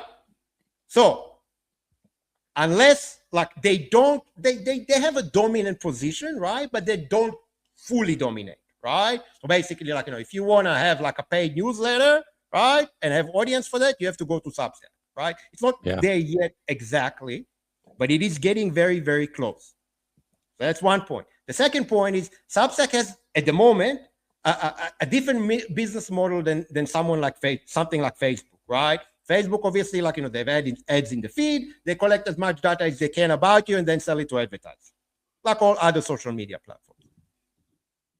But Substack works on revenue share, right? So basically, they take 10% cut of any payment that goes through, like, through their system, all right? So if people stop, like, going on notes, for example, doesn't really affect them that much. Like, if they keep paying for their Substack publications, and if the Substack authors, like, keep collecting the payments through Substack, nothing happens. Right. So this is why it is imperative, right? And I have a very detailed article that explains, based on different scenarios, how you can do that, and we can discuss some of that. It's imperative that we act now, because Substack is it's going on this like trajectory where we will not be able to kill it. And there is a reason why there's two reasons why we need to kill it. One is to make an example of it and say, okay, well, any other platform that is not huge, that is not Facebook yet, right? Like, for example, Rumble, for example, Odyssey, be careful. You attracted us, promising us freedom and free speech. Be careful. If you betray us, we will go to town on you. We will annihilate you. We will make it our mission to destroy you. So think carefully how you approach this, as like, the government, like, crackdown, like, gets worse and worse, right? So that is one thing. The other thing, and that is the most important point, and again, I don't have, like, I can't show you a document to prove that, but based on pattern recognition, it becomes fairly obvious that Substack, potentially from the very beginning, but definitely, like, from the beginning of the pandemic, was created to be a honeypot. Do you know what a honeypot is? I just know it in sort of the legal idea of cops or law enforcement or the FBI creating a situation that's supposed to attract criminals so that they can catch them. Exactly. I mean, I can give a better example maybe from the cybersecurity space, right, which I'm more familiar with. So a honeypot is basically you put a server, right, on the perimeter of your network, right, that has, like, has known vulnerabilities on purpose. Doesn't actually have, like, real important information, but does have information that looks like it is important. or looks like it's authentic, like customer data and stuff like that. And then you hope that hackers will attack that server, right? For two reasons. First of all, so they waste their efforts and resources on attacking that server instead of attacking your actual network. And the second thing is, okay, to analyze how they operate. What are they doing? What information are they looking at? How they're breaching that particular server, right? And that gives you an idea of their modus operandi, like how do they operate, right? So that's the idea of a honeypot. So to our example here, as I said before, the idea was to attract all the dissident writers into one platform, create a financial dependency, right? Because people have built significant paid subscriber base. Yeah. Right. And leaving it now becomes they're dependent on it. Like a lot of people who they're dependent on it because they also lost their other jobs. They're like this is their livelihood, right? Mm-hmm. And then we're gonna introduce things that you're not gonna like. And then your options are either comply or leave, and then potentially lose that revenue. Yeah. That is the thing. Now, why do I say that that's the case? Because based on pattern recognition, this is exactly what happened with Twitter 2.0 or X under Musk. X under Musk, I think anyone can see that now. I mean, unless you really don't understand what's going on. X was a honeypot. Is a honeypot. It is a honeypot. I deleted it as soon as Elon Musk introduced the paid check mark, and he was saying so clearly he wanted it to be the everything app. He was comparing it to WeChat, and I'm like, wow, he's just telling us right in the open that this is just the start, that his however many billions he paid for it, it wasn't because he thought Twitter was going to be the free speech future and it was going to he was going to help humanity or something like that. He was literally saying out loud that it was supposed to be the everything app, which would absolutely have to include some sort of digital ID verification stuff. So I deleted it right then already. So it's a good comparison. That's and yeah, I mean, I can play the video, but I'm not gonna play it. But I mean, everyone has seen this video where he says that, and he even said that his whole idea, the social media aspect of X, that's just a side hustle. That's just to attract the users. The idea is to replace, to use his words, half of the financial system. X could be half of the global financial system. He said that. So the idea is, and again, WeChat started as a messenger, and then there were social media aspects added to it. But now in China, you cannot live without WeChat. There's no cash. Mm-hmm. You can't order a taxi. You can't pay for food in many places. Right? So that based on that, I can say, based on pattern recognition, I can quite confidently conclude that Substack is a honeypot, and potentially has been from the very, very beginning, definitely from the beginning of the pandemic, right? Especially because if you look at what Andreessen Horowitz, what they do and what else they invest in and how they operate, and Mark Andreessen said in his own words, I played that, we said, we invested in Substack because we knew they have the potential to dominate the niche. Yeah. And now obviously they have.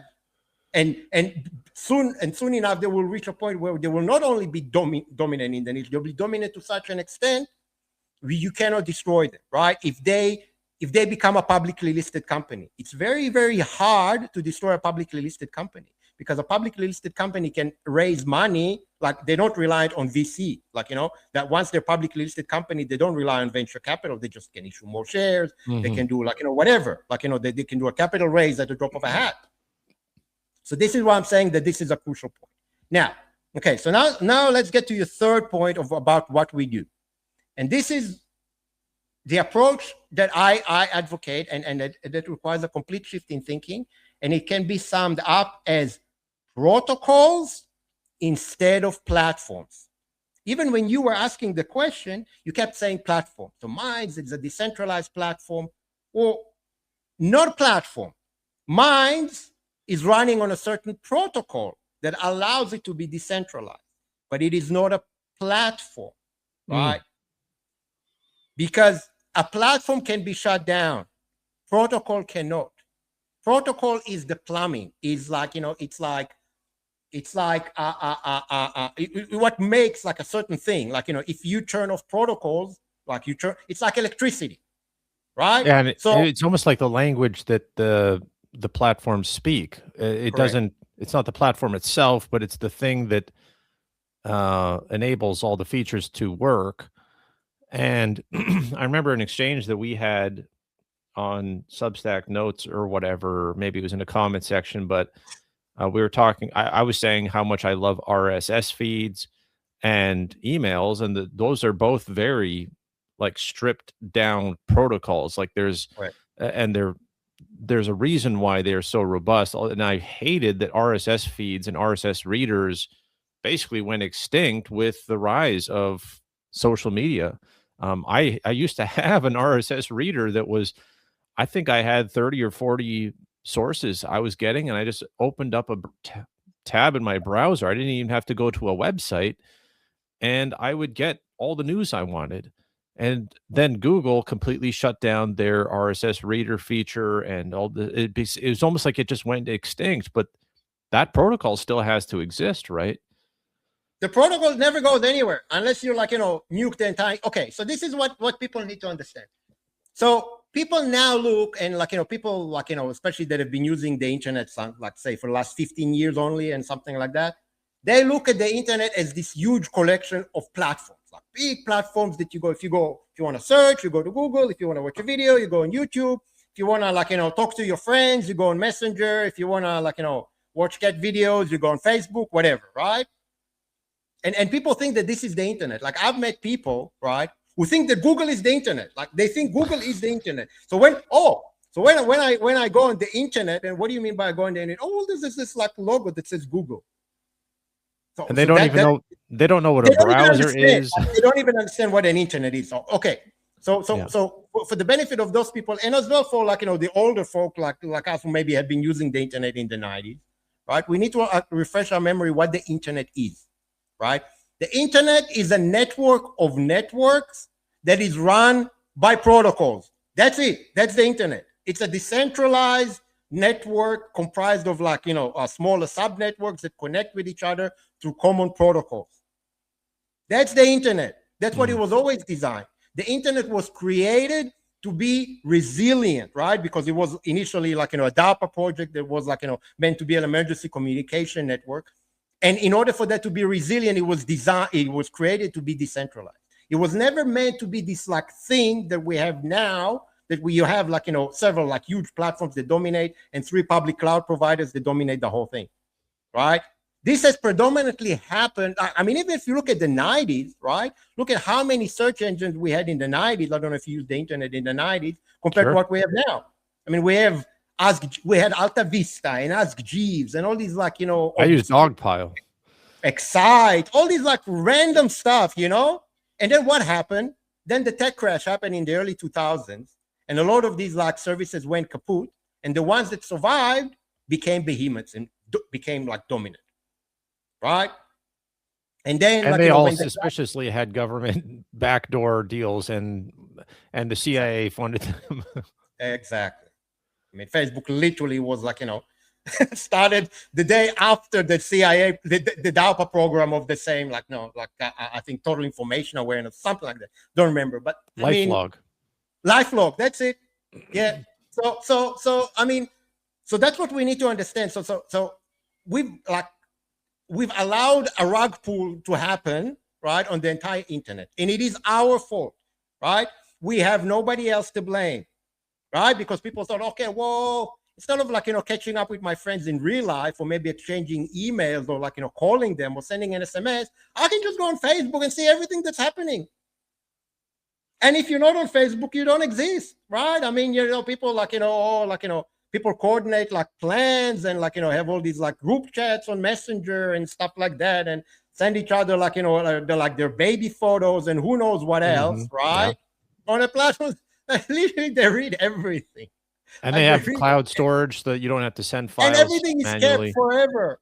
Yeah. And so I was about to say, so when the cloud computing thing came, so initially, like, it was unclear who's going to dominate, but it was quickly became evident that, like, if you can master a lot of resources and you can reach scale, you can dominate. And that's how we reached a point where we have 3 cloud providers, right? Microsoft, Google, and AWS, Amazon Web Services, who dominate because they reach the scale, right? So that's what we need to understand. We need to understand that we have forgotten what the internet actually is. So what are the protocols? Let's try to like talk about what some of these protocols would be that allow us to bypass Substack, get payments to still be made, and you know, dodge the crackdown if they wanted to crack down, you know, that somehow you could evade that. Because you know, even something like an email provider, I have Proton Mail. It's like, okay, that's the secure one. That's supposed to be not corrupt or whatever. But you know, they could just that's a platform or a service provider. It's not like I'm just somehow using the protocol of email without an intermediary. So it's like you need to have a portal to somehow log in and to somehow interact with this stuff, don't you? Okay, yeah, good point. All right, so yes, when you send an email or receive an email through your Proton account, obviously you interact with protocols, right? There's a protocol for sending, right? SMTP, and then there's 2 for receiving, POP3 and IMAP, right? So that's the protocols. That's the plumbing. That's like, you know, the electricity that's running through the wires, right? But your access to these protocols is facilitated through Proton, but it doesn't have to be. You can run your own email server, and it's actually not that hard, right? There's even for email marketing now, there is a open source software that allows you to do it yourself. Multiple actually products that you basically install on a server, right?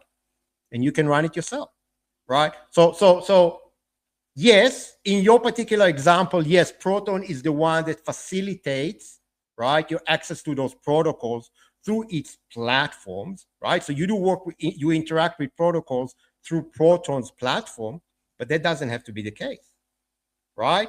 And Proton can restrict access to your email account, but it cannot restrict your access to email full stop. If you lose your Proton account, you can go somewhere else and set up an email. Like obviously you need to let people know that you're now on another, like, you know, have a different email address, right?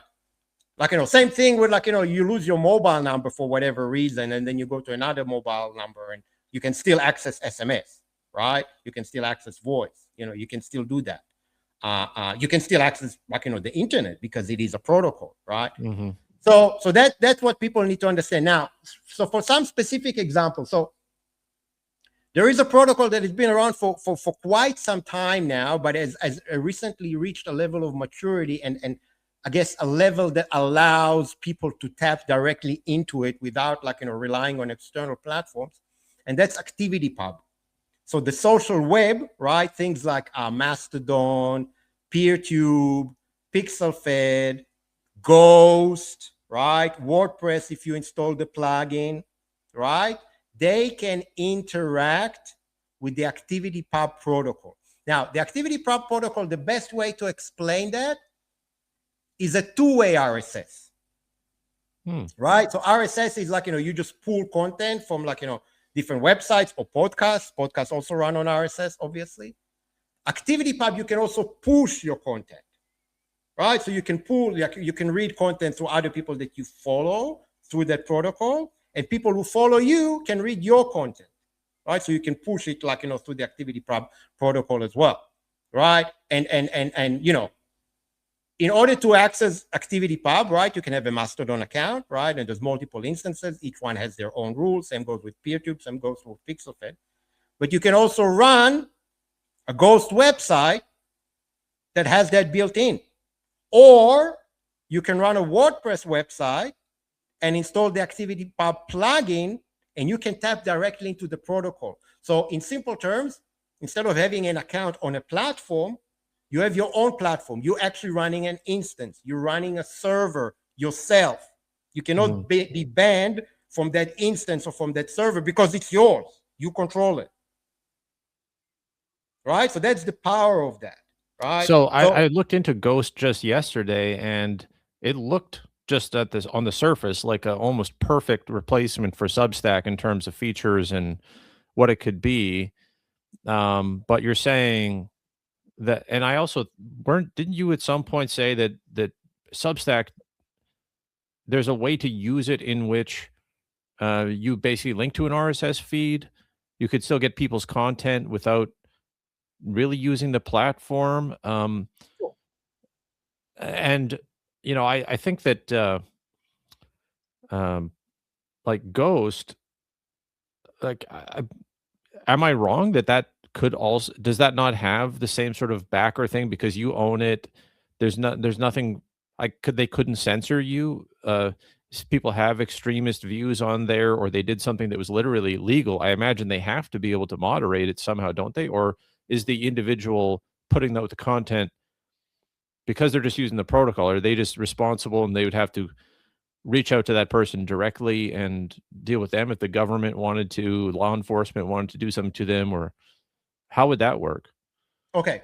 So again, there's multiple things here. Let's answer the first question first around Substack. So every Substack publication, and I think a lot of people don't know that, every Substack publication actually does have an RSS built in. So people can follow RSS publications, right, through RSS and get articles as like through an RSS reader. So that is built in. Every Substack publication has an RSS field built in, and people can look up in the the exact, I think it's basically your Substack address /feed or /RSS. I don't remember, but something along those lines, and you put it into any RSS reader and you can follow it. So that's true. Same goes, by the way, for every channel on Odyssey. So every channel on Odyssey has a built-in RSS feed, right, that you can put into a podcast listening app, right? So it can be like you can literally use that as a podcast, like directly. Okay, so again, people don't know that. Now, okay, so that's the first part. Let's get to the second part. Ghost is not a platform. Ghost is an open source piece of software, just like WordPress. So nobody owns the software. Now, there's just like with WordPress, there's two ways to run the software, right? So you can go WordPress, for example, right, offers WordPress.com, which is a managed hosting service for WordPress that you can run your WordPress to them. Now, WordPress, the software, right, is not a platform. It's open source software. I've actually used that in the past. WordPress.com is a platform. Mm-hmm. That's what people need to understand. Same goes with Ghost.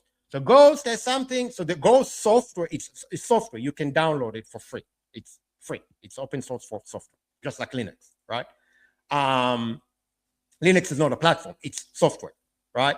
So with Ghost, the Ghost Foundation, which is the custodian of the Ghost project, they run a managed hosting service called Ghost Pro, where you can host your Ghost through them. But you don't have to. And depending on your use case, I don't. And depending on your use case, it may be better for you to either completely self-host on your own machine, right? Or go through another managed hosting provider, which is what I do, right? So there's options there. So the software is not a platform, right? So nobody can come to Ghost, right, and say censor that person, right, because they're using your software. We have no control over that. Now, if you're hosting with Ghost Pro, and they can say, and they have a lot of rules about it. Actually, you can have a read at their terms of service, extremist content, whatever. Yeah, they can ban you because Ghost Pro is a platform. Yeah. Just like WordPress.com is a platform. Okay, so that's what people need to understand. Okay, so the government can't come to, if I'm say, take an extreme example, right? If I'm hosting, if I download Ghost, I'm running it on my own server in my garage, right, and connecting to the internet to however I connect, right? Nobody can come and go to Ghost and say ban this person, right? Or if I'm posting something through my Ghost instance on ActivityPub and people say, oh, this is an extremist view, they can't come and say ban this person because it is my server, it is mine, right? The most they can do is block my account from appearing in their either at the platform, at the instance Discovery level. something or other, yeah. Correct. So basically, my stuff will not show up, right? Whatever, they can do that. Discovery works a little bit different. There's no algorithm in ActivityPub. Like, it's not algorithmic, right? So it's just like, just like RSS, it's like chronological, right? So that's the big difference, right? Substack, you cannot self-host Substack. Right, Substack is a platform, right? Now, the main difference, there's a couple of differences between Ghost and WordPress, okay? So Ghost has a lot of the features that Substack has built in, which include sending email newsletters, which include collecting payments, like, subscriptions. People sign up for paid subscriptions, which includes paywalls, like, paywalling your content. And also Ghost has something that Substack doesn't have. So you can have content that is only accessible to your members, free or paid, right? So you have to sign into your member account on the website in order to read the content. The justification behind it primarily now, in my opinion at least, is to prevent AI LLMs from scraping your content. Okay, so that's one. So you don't necessarily, like, want to charge people to read that, but you want to ensure that the content is only accessible to humans. That's an interesting feature, right? So Ghost has all of that built in, like, out of the box.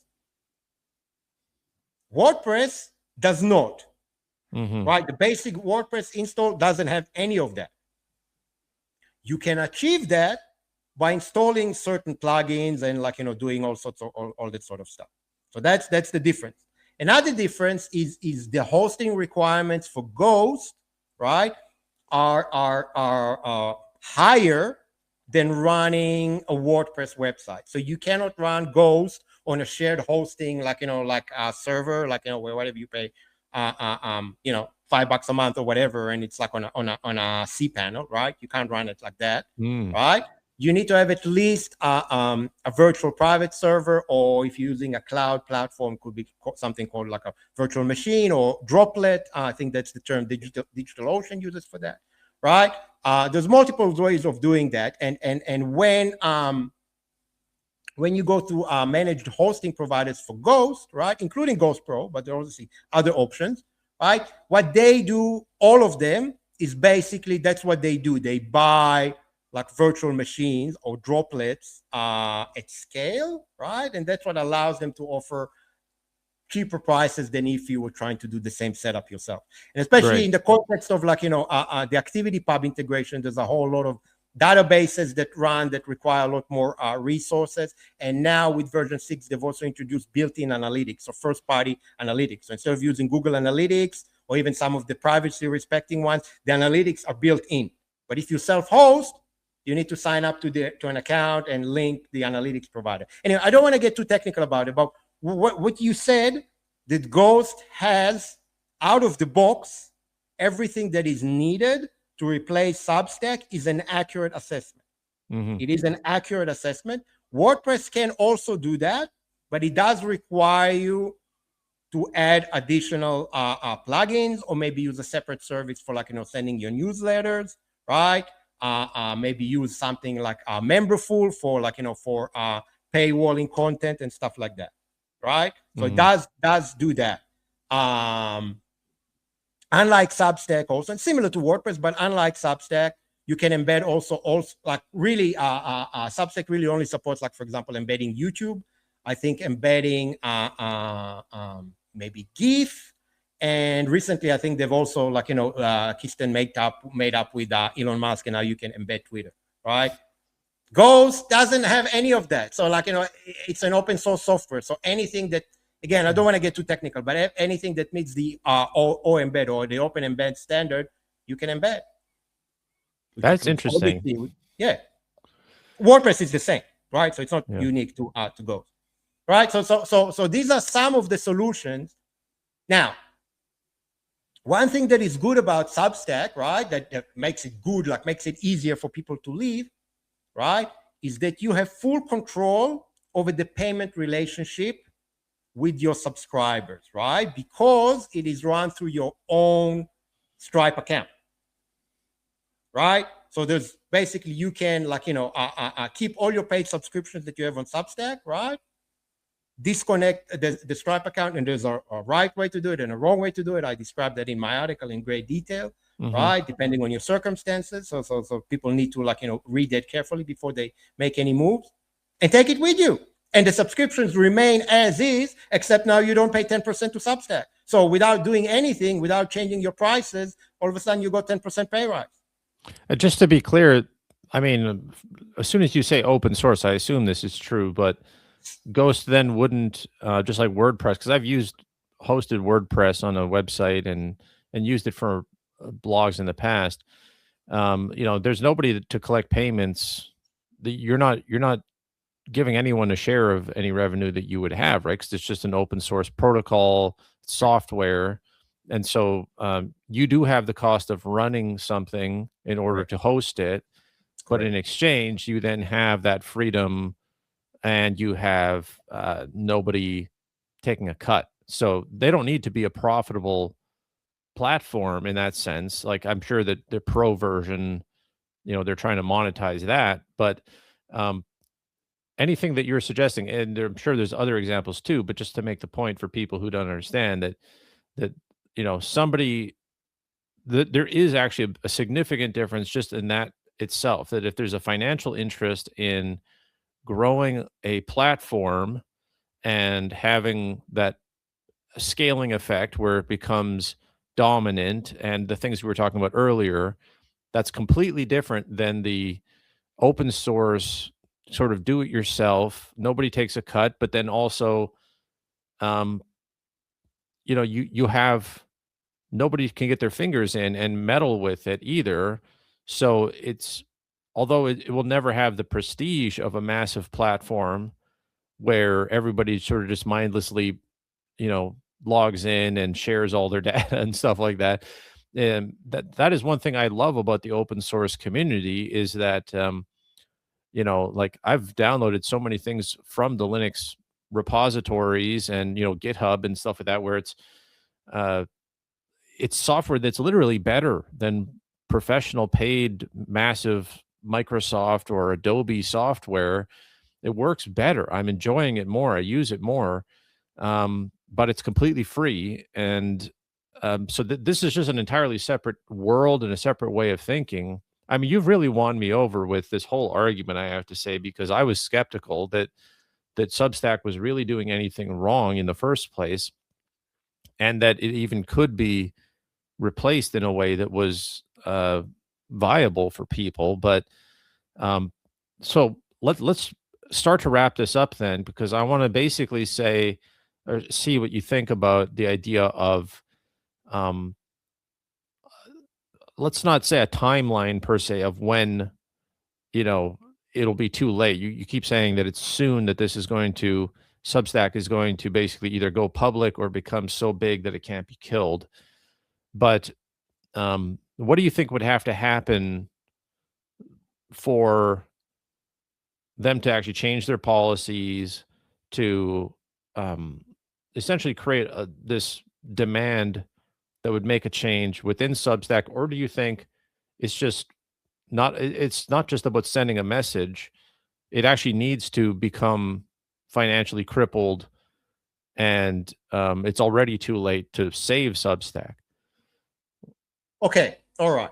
So again, if we work on the hypothesis that Substack created from the get-go to be a honeypot, why would you want to save that? It's the enemy. No, I don't want them. I don't want them to reform. I don't want them to apologize.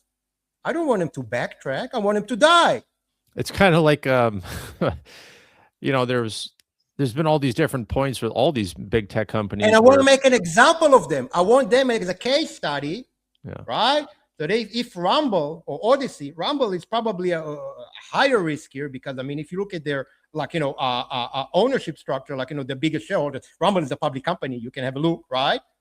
you will start be very concerned, and rightfully so. I invite anyone, just go on finance.yahoo.com, put RUM, which is the ticker code for Rumble, and see who are the biggest like institutional shareholders. Mm.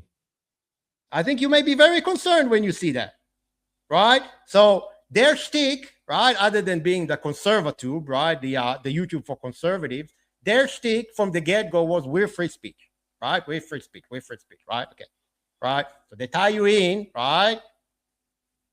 And then you build an audience there, right? And then okay, well, digital ID, right? So be careful. And now Rumble is already a public company, so they're past that stage, and their model is obviously advertising and paid subscriptions, just like YouTube Premium. So it's a different thing. But Substack must be made an example of, right? To understand. Look, first of all, it also gives us an opportunity, and I think it's important from I guess mental health and mental well-being perspective to really flex our muscle, really flex our muscle and see, okay, look, we have serious power. We actually have real power, right? Because we haven't achieved anything, any attempts that we've made at stopping the enemy, right? And their advances on any front, right? Any front have failed, right? And if people want to give the example of the UK government backtracking on BritCard, I invite you to read the work of Ian Davis and Miles Harris, and you'll see what's actually going on, right? Especially if you're a Brit, especially if you plan on voting for reform, because they said, oh, they'll fight digital ID, right? I'm not going to get into that. So it is very. So I don't want my definition of winning against Substack is that the platform is dead. No more 12 months from now, there's no such thing as Substack, right? Like this thing, everyone pulls away from their revenue. The Substack loses their 10% cut, right? Mark Andreessen looks at, oh, look, this is not going to work, and the revenue, the revenue graph is going all of a sudden in the wrong direction. Usage graph is going in the wrong direction. I think I'm going to exit now. Thanks, guys. Thanks, Steve, and thanks, Chris and Amish. It was fun, but I think we're gonna let you go now, guys. That's what I want. That's the mission. So I can't make it. And then that clearer sends a than message to a bunch of other would-be platforms. Don't you dare to try that. Yeah. We have real power. We know how to use it, and we will use it. Don't you dare. That's the message. I have to say, I think that's actually quite reasonable in this particular case. If you're talking about something like Twitter, I would say it's delusional because it's such a universal platform where there's so many millions of users who have completely different points of view. But like you said, Substack is specifically the dissident community trying to find its legs, and they care about principle, they care about rules, they care about internet freedom, especially. So of all the platforms that you could rally people around abandoning it and taking a stand, I think Substack would be the one place I could think of where people might actually mobilize. And I got to say, I'm going to start looking into the alternatives myself now, because, first of all, I don't live off of Substack revenue. It's nice that I have some, but I can afford to not have that easily. And you're right. I think that would be a good example to set with people actually responding to if they knew what you just explained here. So I'm glad that you came on and explained it, because, they have just enough. They haven't done a good job. There has been actually not that much attention. It's not like Substack put a notice to all users saying, here's the changes we're making and whatever. It's all been kind of quiet, actually.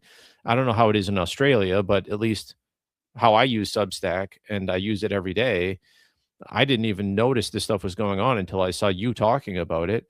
And so they're sort of quietly implementing this in certain places. And then I see screenshots of people saying, why am I being age verified when I have a credit card on account? And, these anomalies that just seem sort of random to me.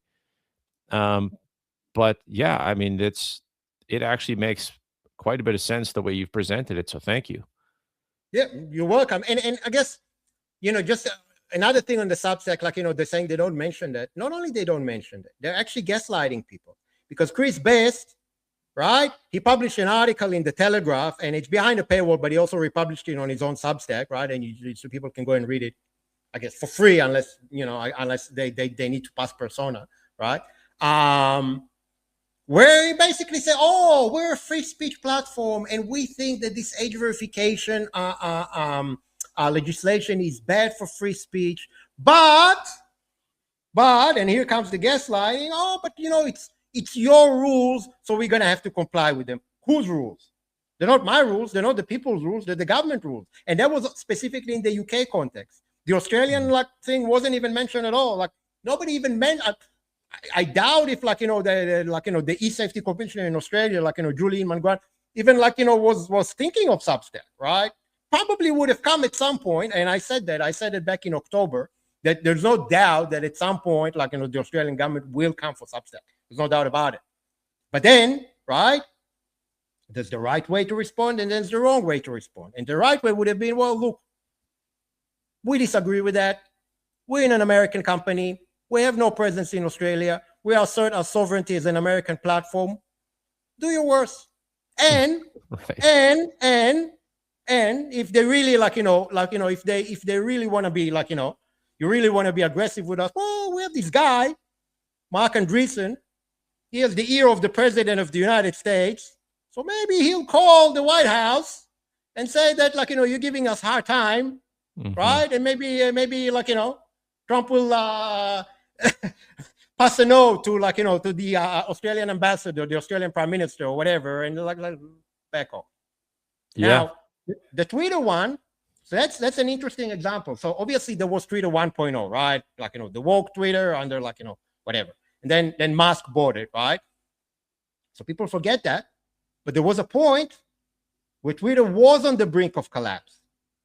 And what saved Twitter, right? Because it was losing money hand over fist, even though he fired 80% of the people. What saved Twitter was that blue checkmark verification, which you had to pay for. It is a subscription. So if you want to live stream on Twitter, if you want to participate in the monetization, if you don't want to have the 120 character limit restriction and all that sort of stuff, you have to. So not just so some people just had to pay. Some people actually had to do biometric ID verification, right? And that was with an Israeli company, right? That has ties with Israeli Secret Service, right?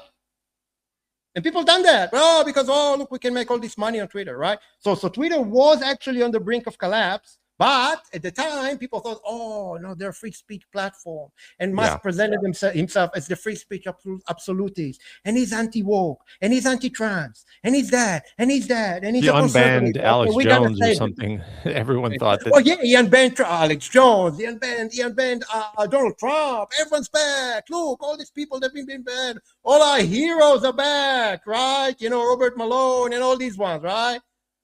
We gotta support this guy. Look at him. He's doing the right thing. Right.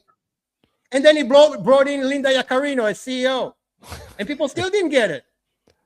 So sometimes I look at people and say, look, we're supposed to be people who understand what's going on, right? We've learned a thing or two, I thought, since 2020. And sometimes I would just, guys, sorry, no disrespect, but what the fuck?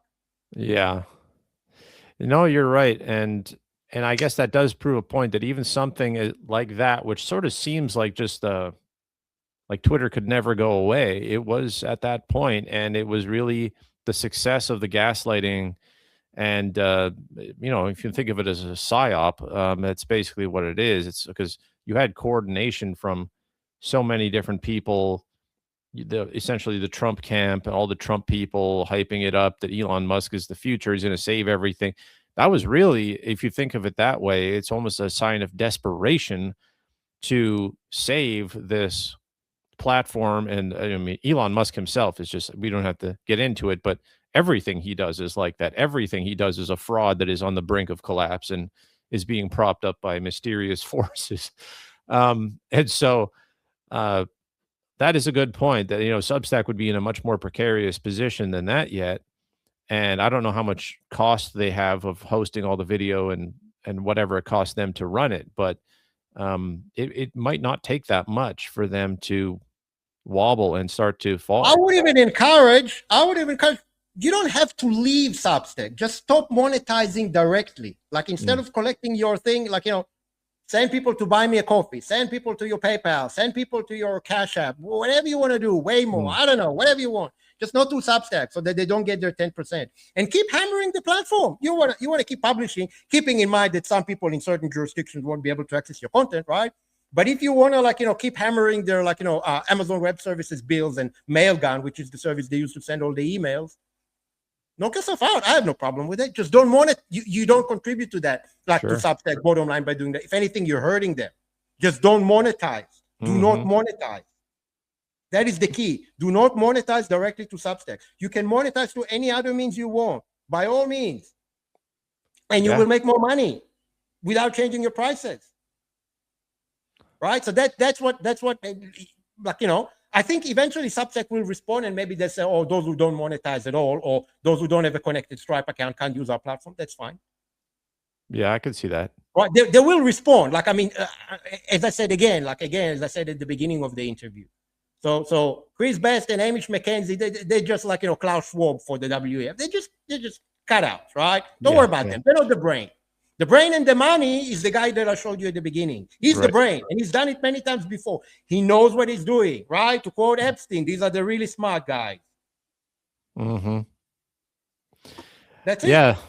No, I have to thank you again because I saw all these different pieces, but I didn't see how they were connected in this particular way. So I'm going to write an article myself, just, and it'll help me process it because I have to decide what to do now. I probably will demonetize my Substack, but yeah, I want to thank you for coming and explaining that. And I can now get behind this idea where it sort of was unthinkable to me for a little bit, that it's like we finally had a nice place where we could all talk and we could even monetize it.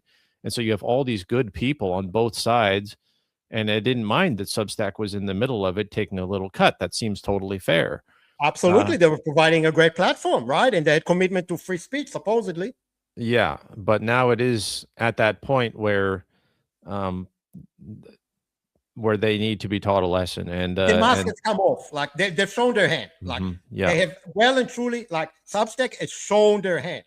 They've shown, this is what's happening. And obviously that has happened in the UK and Australia, anywhere else, and pretty much every jurisdiction now, right, including a lot of US states, right, introducing similar legislation. So obviously Substack will comply, even if they're not designated, even if they're, Minnesota introduced this. Well, sorry, if you're in Minnesota, you can't. Or Italy or Greece or France or whatever, right? So it's not going to go away. It's going to get worse. And Substack will comply. And we know exactly how compliance looks. They're just going to put random age verification on random publications through this persona thing, which is highly invasive and very, very shady company, and good luck with that. So people need to understand this is what's happening. This is what has happened in the UK and Australia. There was the better rollout. It will get worse from here. It will not get better. If we don't respond the way that I'm saying, it will get worse. It will get significantly worse. And then other platforms will say, oh, well, that has worked. Maybe, I don't know, Medium will do that. I don't know who else will do that. Maybe Rumble will do it. Oh, they were able to get away with that. Because Rumble, again, the Canadian CEO that they have, again, he's just a guy, right? There's money behind it, and people can go and have a look who's the money.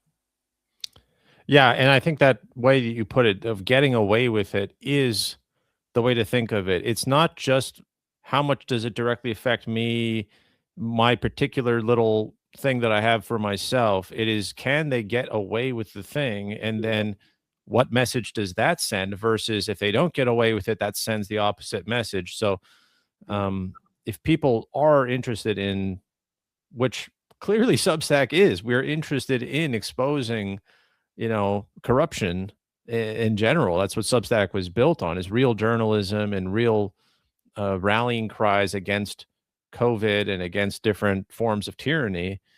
So we don't like people getting away with it. It's just ironic that now we have to, do that with the very platform that we've been building an audience around and using. But it's at the same time, like you said, you just demonetize and you keep publishing, or not demonetize, but switch people to a different system of monetizing. And if you don't use, like, if you don't use any of the paywalling features that are provided by Substack, right? You know, paywalling the content, paywalling the comments, paywalling the chat room. If you don't do any of that and you operate just like purely on a donation thing, like a lot of Substack authors do, it couldn't be easier, right? Just literally couldn't be easier. You just disconnect Stripe in the correct way, right? Substack needs to disconnect from their end instead of you disconnecting.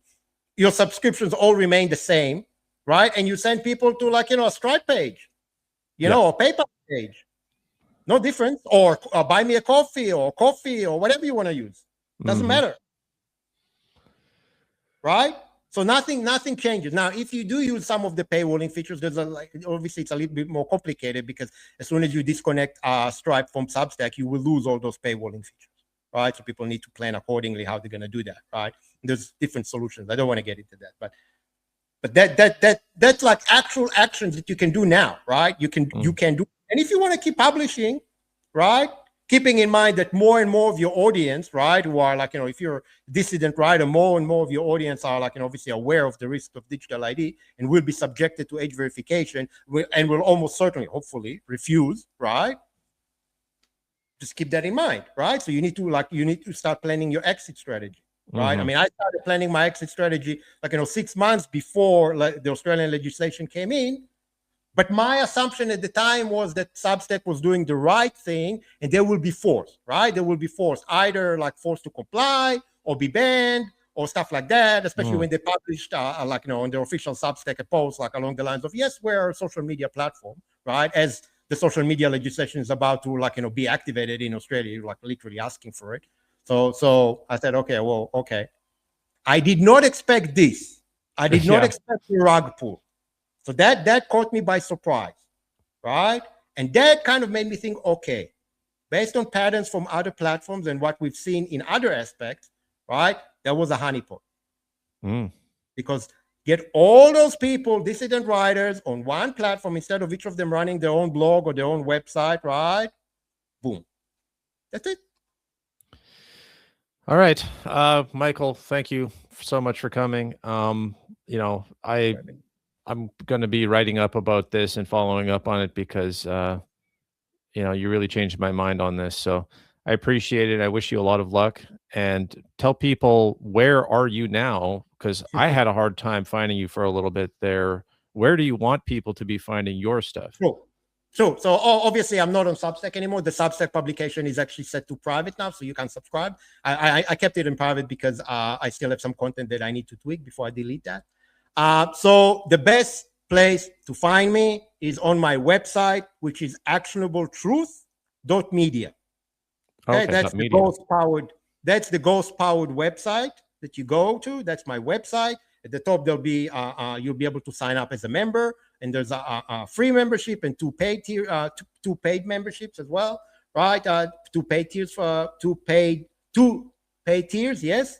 And and then I have your email. You'll be able to access all the member-only content, right? If you're a free member, you won't be able to access the paid content. I do have some paid content, right? But other than that, it's a very, very streamlined experience. Another place, and then that's kind of I'm trialing, and it goes fairly well at the moment. I'm running a private community, so that can be found at community.actionabletruth.media. Again, there's free membership and two paid tiers.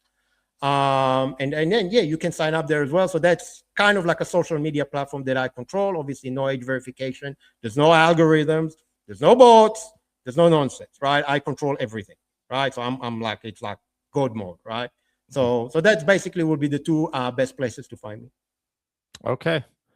Well, thank you. I hope that your success inspires others, and I hope that you continue to grow. And I'm glad that you're willing to take interviews like this and explain to guys like me, because I was skeptical, but you won me over. Appreciate it. Thanks, Terry. Thanks for having me on, and I guess giving me a chance to also explain that. I mean, I've done that in a video format, and obviously I've written a very lengthy article. And I know that people don't necessarily like reading stuff, so that gives me another opportunity and kind of put the message out there, right? That there is urgent action that needs to be taken now. And Right. hopefully I've explained why that action is needed. And yeah, I mean, from there, I just hope that it like really catches on. And if just the dissident circle and our as content creators and our audience takes this action, and our audience demands from content creators who don't like do that to do that, we can actually destroy the platform. Like we actually have significant influence on Substack right now, but that window of opportunity will not remain open forever. That's true. Yeah. Okay. Well, we'll end it there, and maybe we get to talk again sometime. But I'll definitely be checking up on what you are saying, because I can tell that you're seeing these warning signs ahead of many people who are, their plan will work if we don't actually do something about it. So it's valuable. 100%.